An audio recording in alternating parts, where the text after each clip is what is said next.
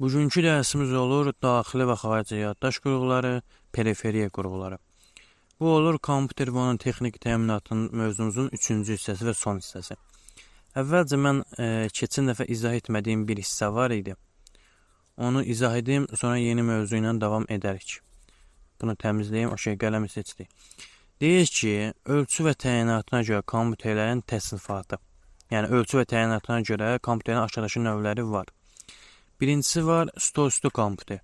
Ayrı-ayrı hissələrdən ibarət olur və ev və ofis üçün nəzərdə tutulur. Niyə ayrı-ayrı hissələrdən deyir? Baxın, klaviaturası da ayrıdır. Kompüterin özü də ayrıdır, sistem bloku da ayrıdır. Buna görə deyirlər ki, stolüstü kompüterlər ayrı-ayrı hissələrdən ibarət olur. İkinci növ olur barebone, yəni yığcam stolüstü mini kompüterlərdir. 3 notebookdur. Deyir ki, notebook portativ olur və ən önəmli hissə 10 kiloqrama qədər olur. Yəni notebookların kütləsi 10 kiloqrama qədər olur. Daxili bateriyalı olurlar. Gəlir subnotebooklar. Deyir ki, çox kiçik ölçüyə sahib olurlar və enerjiyə qənaətçildirlər. Deməli, subnotebookların iki xassəsi oldu. Kiçik ölçüyə sahibdirlər və enerjiyə qənaətçil olurlar.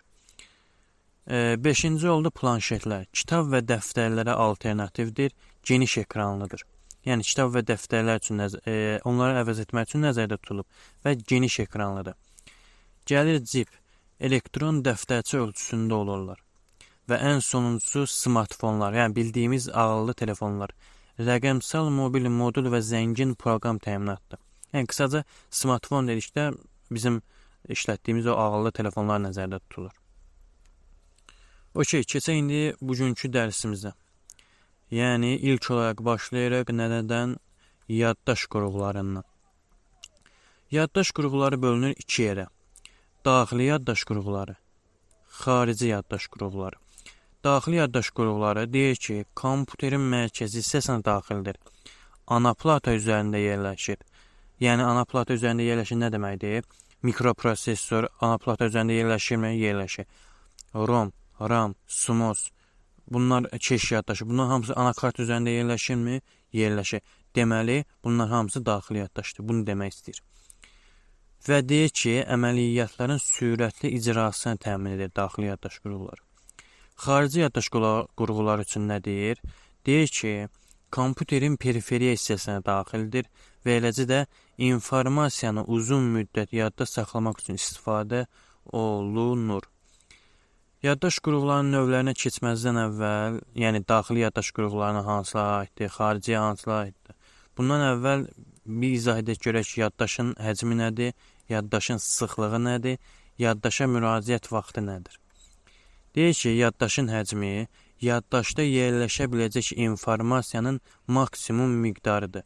Yəni, bir yaddaş qurğusu özündə nə qədər informasiya saxlayırsa, bu olur yaddaşın həcmi. Məsələn, deyək ki, bir flash kartınız var. 7 GB-lıqda informasiya saxlayır. Deməli, həmin o flash kartın yaddaşının həcmi olur 7 GB. Bunu demək istəyir. Gəlir yaddaşın sıxlığı. Deyir ki, vahid səthdə yazılan informasiya miqdarıdır. Ölçü vahidi də 1 bit bölünsün millimetr kvadratdır. Burada lazım olan hissə bax budur. Deyir, vahid səthdə yazılan informasiya miqdarıdır. Vahid səthdə nə demək istəyir? Yəni, müəyyən ölçüdə kiçik bir sahəyə yazılan informasiyadır. Məsələn, deyək ki, vahid səthdə, məsələn, vahid səth olsun 1 millimetr kvadrat. Yəni, müəyyən bir sahədə vahid səth. Deyir, 1 millimetr kvadrata, məsəl üçün deyək ki, 100 bit informasiya yazılıb. Deməli, yaddaşın sıxlığı nə qədər oldu? 100 bit böl millimetr kvadrat. Bax, bunu demək istəyir. Deməli, vahid səth nədir? Müəyyən bir sahə, müəyyən ölçüyə sahib olan sahə. Məsələn, deyək ki, 1 millimetr kvadrat. Və deyək ki, 1 millimetr kvadrata 100 bit informasiya yazılıb. O zaman yaddaşın sıxlığı nədir? 100 bit bölünsün millimetr kvadrat. Yəni, 100-ü bölürsən biri, okey, oldu yaddaşın sıxlığı. Gəlir yaddaşa müraciət vaxtı. İnformasiyanın yaddaşa yazılması və oradan oxunması üçün lazım olan minimal vaxtdır. Okey, indi baxaq daxili yaddaş qurğularına hansılara aiddir. Bir dəqiqə əvvəlcə sonda aslında qeyd etmişdim. Yox. Okey. Davam edək. Daxili yaddaş qruplarına baxaq görək hansılara aiddir. Birinci, registr yaddaş. Registr yaddaş deyir ki, mikroprosesorun daxilində yerləşir. Kompüterin ən sürətli yaddaşıdır. Baxın, bunu unutmayın. Mikroprosesor kompüterin ən sürətli yaddaşıdır. İnformasiya burada ikilik kod şəklində, yəni 0-1 formasında emal olunur. Biz mikroprosesoru keçəndə demişdik ki, mikroprosesorun daxilində informasiya emal olunur. Harada emal olunurdu? Registr yaddaşda. Baxın, biz yenə gəldik, həmin o şeyin üstlərinə çıxdıq. Registr yaddaş informasiyanın emal olunduğu yerdir. Və orada informasiya necə emal edilir? 0-1 formasında. Və indidən də deyirəm, sonra yadımdan çıxır. Yaddaş qurğuları içərisində istəyir daxili yaddaş qurğuları, istəyir xarici yaddaş qurğuları. Ən sürətlisi registr yaddaşdır. İkinci yerdə olan keş yaddaşıdır. Üçüncü yerdə olan RAM-dır. Bunlardan sonra gəlir xarici yaddaş qurğuları. İndi ən sonda yenə deyəcəm. Amma yenə də unutmayın. Ən sürətli yaddaş registrdir. İkinci yerdə olan keş yaddaşıdır. Üçüncü yerdəki artıq RAM-dır. Okey, registr yaddaşı bildikdə mikroprosesorun daxilində yerləşir, kompüterin ən sürətli yaddaşıdır və informasiya burada ikilik kod, yəni 0-1 formasında emal olunur. Gəlir keş yaddaşı. RAM ilə mikroprosesor arasında informasiya alış-verişində bufer rolunu oynayır. Mikroprosesor RAM-dan sürətli olduğu üçün yaranan sürət fərqini aradan qaldırır. Nə demək istəyir? Biz keçən dəfə də izah etmişdik. Mikroprosesorla RAM arasında informasiya alış-verişi olur. Ancaq mikroprosesor RAM-dan sürətlidir. Bu informasiya alış-verişinin olması üçün də gərək bunların sürətlərini bərabərləşdirəsən. Bunun üçün də bunların arasına bir dənə bufer qoydular ki, bu ikisinin sürətini bərabərləşdirsin. Bax, bu buferin də adı olur keş yaddaşı. Keş yaddaşının da iki səviyyəsi var. Birinci səviyyədə sürət çox olur, həcm az. İkincində isə əksinə, həcm çox olur, sürət az. İndi baxaq RAM-a. Hamısını əslində izah etmişəm. Mikroprosesor nədir, keş nədir, RAM nədir? Bundan əvvəlki dərsdə izah olunub. Sadəcə üzərindən bir də keçirik. RAM, əməli yaddaş, Random Access Memory. Deyir ki, aktiv proqramları və verilənləri yadda saxlayan müvəqqəti yaddaşdır. Deməli, RAM aktiv proqramları yadda saxlayır. Enerjidən asılıdır, yəni kompüter söndürüldükdə informasiya silinir. Aktiv proqramlar var. Həmin o aktiv proqramlar kompüter söndükdə və ya enerjidən ayrıldıqda silinir də, elə deyilmi? Bağlanır daha doğrusu. Buna görə deyirlər ki, RAM enerjidən asılıdır.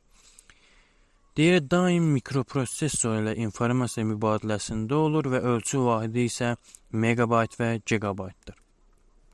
İndi baxarıq ROM. ROM da daxili yaddaş qurğusudur.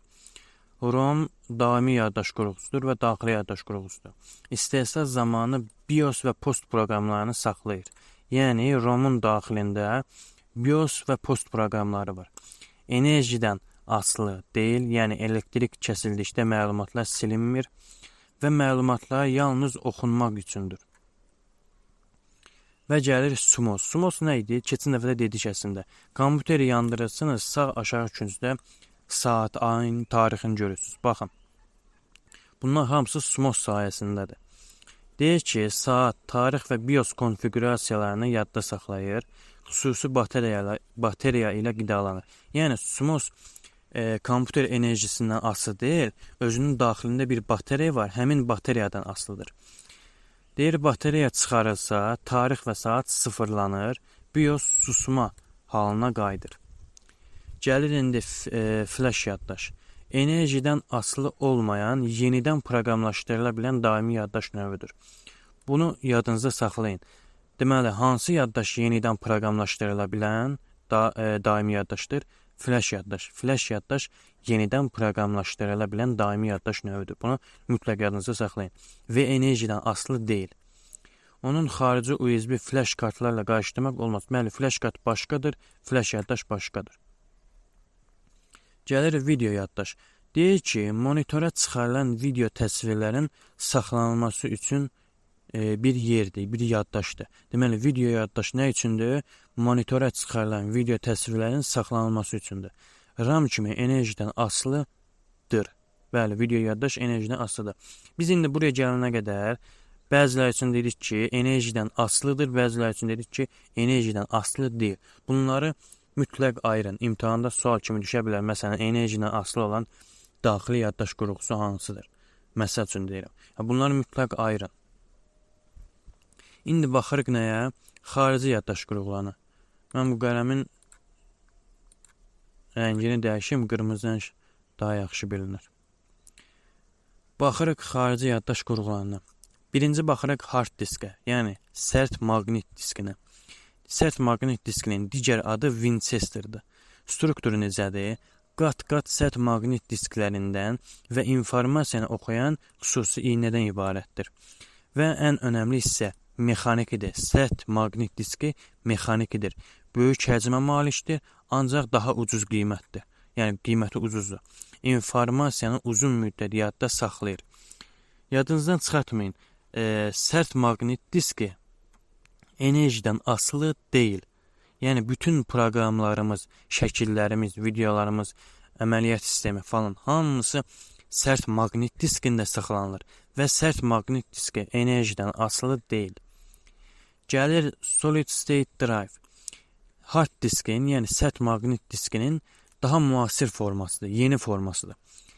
Deyir ki, sərt diskin yeni nəslidir, yeni formasıdır, lakin mexaniki deyil. Elektron şəkildə işləyir. Mexanikidir, axı sərt maqnit diski mexanikidir, bu isə mexaniki deyil. Deyir ki, sərt diskdən 10 dəfə daha sürətlidir, mexaniki hissələri olmadığı üçün səssizdir və hard diskdən daha bahalıdır. Bəli, təbii ki, hard diskdən 10 dəfə sürətlidir və ondan bahadır. Yəni, hard disk, yəni sərt maqnit diski ucuzdur. İndi gəlirik optik disklərə, yəni CD və DVD-lərə. Başlayırıq CD-dən. Deyir ki, CD ən çox nə üçündür? Audio fayllar üçündür. CD ən çox audio fayllar üçündür. Həcmi ən çox yayılmış hissəsi 700 MB. Yəni ən çox istifadə olunan CD-lər həcmi 700 MB olanlardır. Növləri var CD-R-lar və CD-RW-lar. CD-R nədir? Məlumat yalnız bir dəfə yazılır, silinmir və üzərinə yenidən bir məlumat, informasiya yaza bilmirsən. Amma CD-RW-lar necədir? Məlumatı dəfələrlə yazıb poza bilərsən, istədiyin qədər yaz, istədiyin qədər sil və hətta üzərinə də informasiya yaza bilirsən. İki növə bölünür və ən çox yayılmış həcm, yəni ən çox yayılmış versiyası, ən çox yayılmış CD həcmi 700 MB-a qədər olanlardır. Bunu mütləq yadınızda saxlayın. İndi baxırıq DVD-lərə. DVD-lər üçün şey yox idi. Yəni istəyir audio, istəyir şəkil, istəyir video, fərq yoxdur. Hamısı üçün istifadə edilə bilər. Xüsusiyyəti necədir? Deyir, CD-yə bənzəsə də tutumu qat-qat böyükdür. Yəni CD-yə nəzərən tutumu daha çoxdur. Həcmi 4.7 və 17.4 GB aralığında dəyişir. CD-də nə qədər idi? 700 MB idi. Amma DVD-də isə 4.7 və 17.4 GB aralığında dəyişir. Yenə CD-də olduğu kimi iki növ var. DVD-R və DVD-RW. Yenə CD-də olduğu kimi DVD-R nə üçündür? Necə xüsusiyyətə malikdir? Sadəcə bir dəfə istifadə olunur. Yəni informasiyanı bir dəfə yazırsan, silə bilmirsən, üzərinə yenidən bir informasiya yaza bilmirsən. Amma RW-lər isə necədir? İstədiyin qədər informasiya yazırsan da, silirsən də, üzərinə yenidən bir informasiya yaza bilirsən. İndi gəlir elastik maqnit diski, FDD, yəni floppy disk drive. Elastik maqnit diski də deyirlər, disk də deyirlər və ya sadəcə floppy disk də deyirlər. Ən kiçik xarici yaddaş qurğusudur. Yəni xarici yaddaş qurğuları içərisində ən kiçiki elastik maqnit diskidir. Həcmi sadəcə və sadəcə 1,44 MB-dir. Diametri də 3,5 düym, təqribən o da olur. 89 mm. Gəlir indi flash kart. Deyir ki, USB portu vasitəsilə qoşulur. Əsas xarakteristikası tutumu və USB növüdür. Deməli, flash kartın əsas xarakteristikası nədir? Tutumu və USB-nin növü. Ən sürətlisi USB 3.0 və 3.1-dir. Deməli, gəlir maqnit lenti. Deyir, keçmişdə kasetlər şəklində istifadə olunurdu. Əvvəllər toy kasetləri və ya mahnı kasetləri var idi. Bax, həmin onların əsl adı olur maqnit lenti. Qiyməti çox ucuzdur, həcmi isə çox böyükdür. Lakin yazılma sürəti zəifdir. Ümumən, maqnit lenti hər zaman zəif olub. Yəni, qırılmağa meyillidir, informasiya itə bilirdi hətta. Deyir, heç vaxt virus yoluxmayan yeganə yaddaş qurğusudur. Bəli, yeganə yaddaş qurğusudur ki, heç vaxt virus yoluxmurdu ona. Və gəldi son hissəyə. Mən mövzunun əvvəlində də demişdim. Sürətinə görə ən yüksək sürətə malik olan registr yaddaşdır. İkinci yerdə olan keş yaddaşdır. Üçüncü yerdə artıq RAM-dır. RAM-dan sonra gəlir artıq xarici yaddaş qurğuları. Və mütləq bilin, sürət artdıqca həcm azalır. Okey, bu da bir xülasədir. Enerjidən asılı olanlar var, asılı olmayanlar var. Bunları mütləq ayırın. Və bunu dedik, gəlir bu mövzunun, yəni yaddaş qurğularının sonuncu hissəsinə. Deyir ki, kompüterin gücünü müəyyən edən əsas göstəricilər.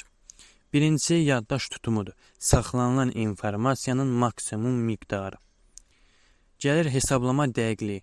Deyir ki, ədədlərin mərtəbə sayıdır. Məsələn, 32 və 64 mərtəbəli. Mərtəbə deyəndə nəyi nəzərdə tutur?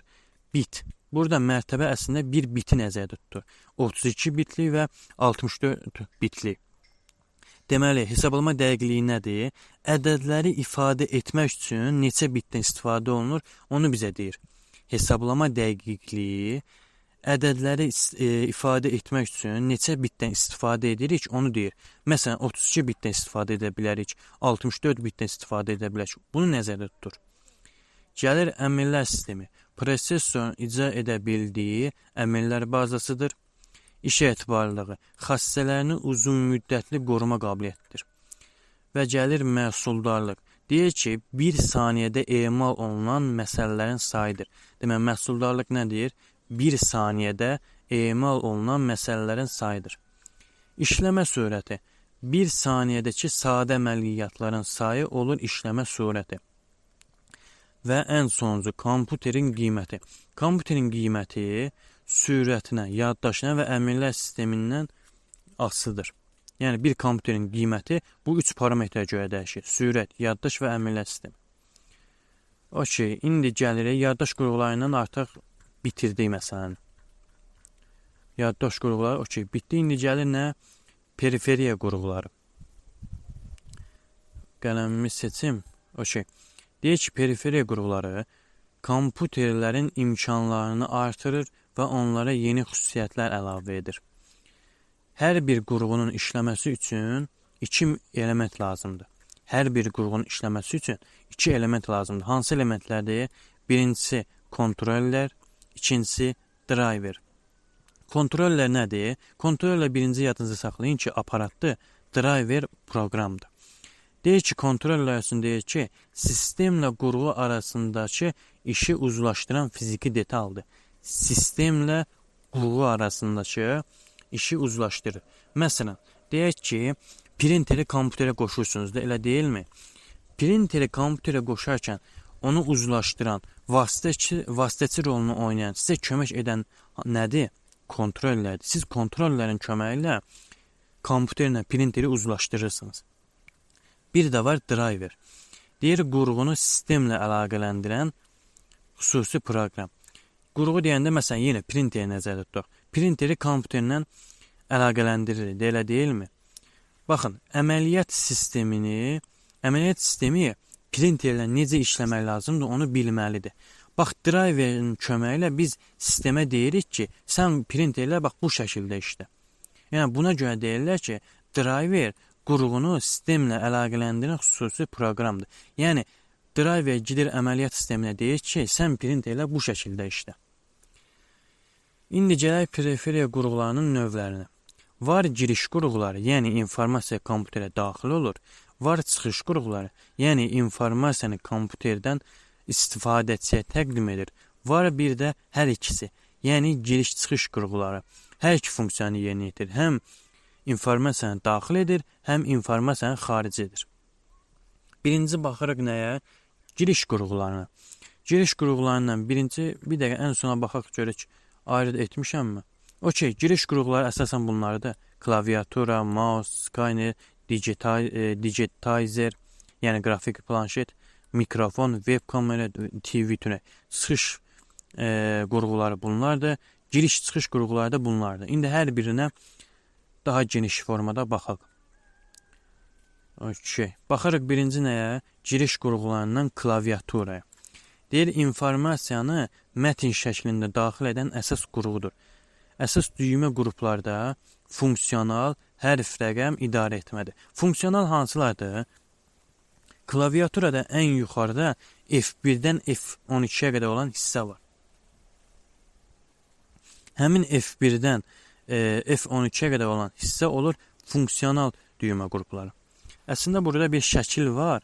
O ki, baxın, klaviaturadakı bütün düymələrin nə işə yaradığını burada əslində qeyd etmişəm. Bunu skrin eləyib götürün, SS eləyib götürün. Bu sizə mütləq lazım olacaq. Okey, indi davam edək. Klaviatura haqqında danışdıq. İndi keçək mouse haqqında biraz danışaq. Deyək ki, mouse mexaniki hərəkəti elektrik siqnalına çevirir. Deməli, mouse nə edir? Mexaniki hərəkəti elektrik siqnalına çevirən bir manipulyatordur. Manipulyator dedikdə, yəni idarə edicidir. Nədir? İdarə edici. İndi biraz mən səliqəsi yazdım. Deməli, mouse mexaniki hərəkəti elektrik siqnalına çevirən bir manipulyator, yəni idarə edicidir. İndi belə bir şey deyim. Bu mouse'un bizim ən çox istifadə etdiyimiz mouse bunlardır. Var trackball, yəni diyecəkli forma. Mouse'un bir növüdür. O da məsələn budur. Trackball budur. Diyecəkli formadır. Bir də var touchpad, sensor formasında odur. O da budur. Bizim ən çox istifadə etdiyimiz mouse budur. Mouse'un, baxın, sol düyməsini bir dəfə sıxdıqda obyekti seçir. 2 dəfə sıxdıqda daxil olur. Bir də var mouse'un sağ düyməsi. Sağ düyməsini də bir dəfə sıxdıqda həmin obyektin kontekst menüsü açılır. Deməli, sol düyməni bir dəfə sıxdıqda obyekti seçir. 2 dəfə sıxdıqda daxil olur. Sağ düyməni bir dəfə sıxdıqda da obyektin kontekst menüsü açılır. Okey, mouse'larla da bu qədər. Gəlir indi giriş qurğularından scanner. Deyir ki, kağızdakı mətn və qrafikanı kompüterə daxil edir. Bəli, scannerin gördüyü əsas iş kağızda olan informasiyanı kompüterə daxil etməkdir, köçürməkdir. Scannerin də var 2 növü. Əli ilə işləyən scanner, stol üstü scannerlər. Əli ilə işləyən scanner hansılardır? Marketdə hər hansı bir şeyi alırsanız, üzərində bir barkod olur. Satıcı həmin barkodu nəyə oxutdurur? Baxın, onlar əl ilə işləyən scannerlərdir. Yığcam formada olunur, əllə daşına biləndir. Marketdəki o satıcı barkodları həmin o əl scannerlərin üçün, daha doğrusu əl ilə istifadə olunan o scannerlərlə oxuyur. Bir də var stolüstü scannerlər. Stolüstü scannerlərində var 3 növü. Flatbed scannerlər, sheet-fit scannerlər, overhead scannerlər. Flatbed scannerlər hansılardır? Evdə və ofisdə gördüyümüz o scannerlər flatbed scannerlərdir. Kağızı şüşənin üzərinə qoyursan, ondan sonra o orada onu skan edir. Kitab və jurnal skan etmək üçün də flatbed scannerlərdən istifadə olunur. İkincisi var sheet-fit scannerlər. Sheet-fit scannerlər necədir? Burada kağızın üzərinə qoymursan bir şeyi. Daha doğrusu kağızı şüşənin üzərinə qoymursan. Kağızı skannerin içinə qoyursan, qurğu onu özü içərisinə çəkir və skan edir. Gəlir üçüncüsü, overhead skannerlər. Deyir, proyektor kimi təsəvvür eləyin. Yəni, flatbed kimi, sheet-fit kimi deyil. burada kağız aşağıda olur.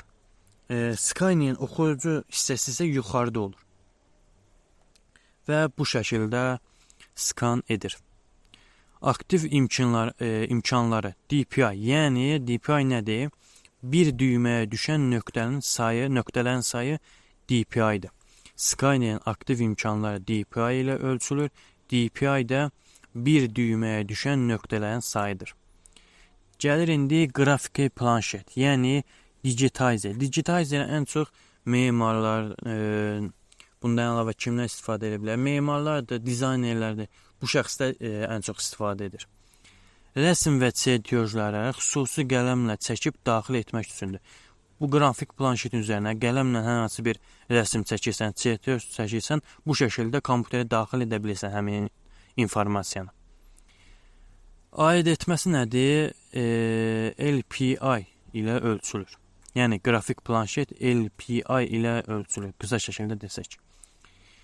Gəlir indi mikrofon və web kamera. Mikrofon nədir? Deyir ki, səs informasiyasını analog formada daxil edir.